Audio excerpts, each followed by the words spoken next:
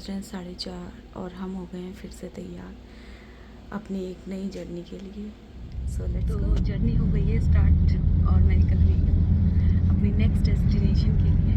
देखते हैं next destination. तो मैं पहुँच गई हूँ टर्मिनल T1 पे और टर्मिनल T1 बहुत सुंदर है। हाय, गुड मॉर्निंग अगेन। तो हम पहुँच गए हैं क्लीनेस्ट सिटी ऑफ इंडिया, जहाँ की हवा में पोहा जलेबी की मिठास है और सड़कों पर आईने सी चमक हो, वो है इंदौर सिटी। तो ये रहा रिसेप्शन एरिया जो कि बहुत सुंदर आर्किटेक्चर में बनाया गया है।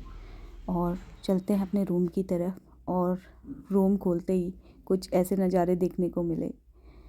बहुत सुंदर रूम, बहुत क्लीनिंग, बहुत ज़्यादा मेंटेन, डेकोरेट और एक कॉर्नर जो ख्वाबों को यादों से मिलाता है या यादों को ख्वाबों से मिलाता है, आप कुछ भी बोल सकते हो।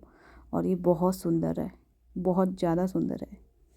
तो मैं तो यहाँ 2 दिन बहुत मज़े से रहने वाली हूँ और आपको इंदौर सिटी घुमाने वाली हूँ। लेकिन जब मैंने ये रूम ऑनलाइन बुक करा था तो मुझे लगा था कि ये रूम इतना अच्छा तो नहीं होगा, बट ये बहुत अच्छा है। मैं अभी हो गई तैयार और मैं अभी जा रही हूँ इंदौर सिटी देखने के लिए। तो देखते हैं हाउ ब्यूटीफुल है। तो दिन का टाइम हो गया है और थोड़ा बहुत काम करने के बाद मुझे बहुत भूख लग रही है क्योंकि मैंने सुबह नाश्ता नहीं करा था।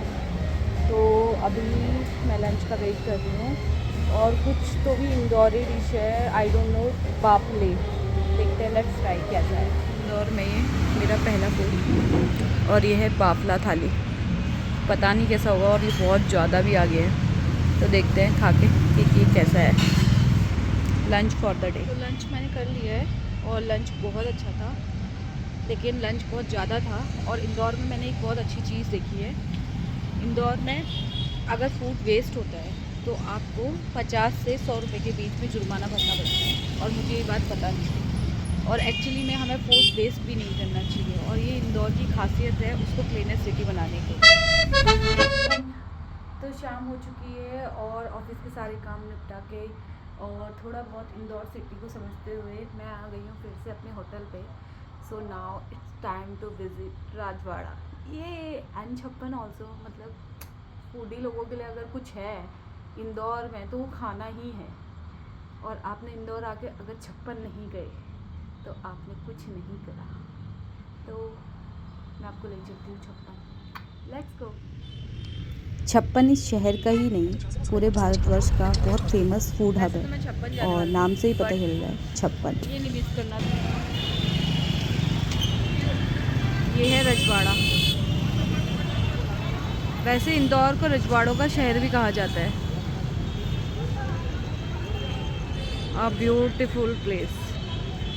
और जो इसमें पिंक लाइट पड़ रही है ना, अभी होली के टाइम पे अगर आप चाहें तो यहाँ आके प्लान कर सकते हैं। यहाँ रंग पंचमी मनाई जाती है और आप देख सकते हैं कितनी साफ़ सफाई है।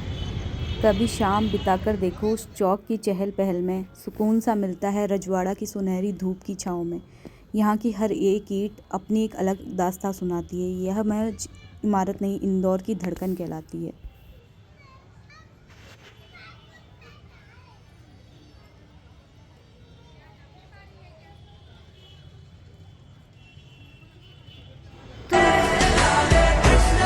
इस तरह का दिखता है ये शहर, साफ सुथरा और सही बताऊँ लोग भी यहाँ बहुत।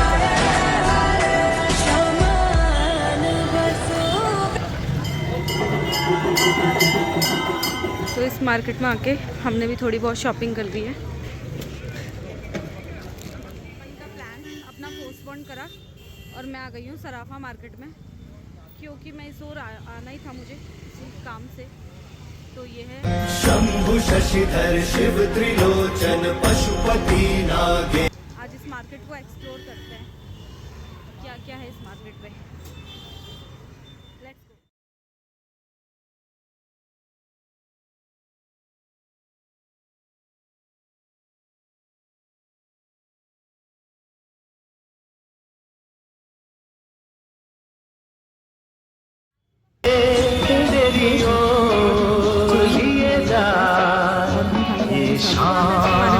चलो लेट्स ट्राई। इसे बोलते हैं साबूदाना फलहारी और खिचड़ी मात्र 30 रुपये में। कहते हैं ना इंदौर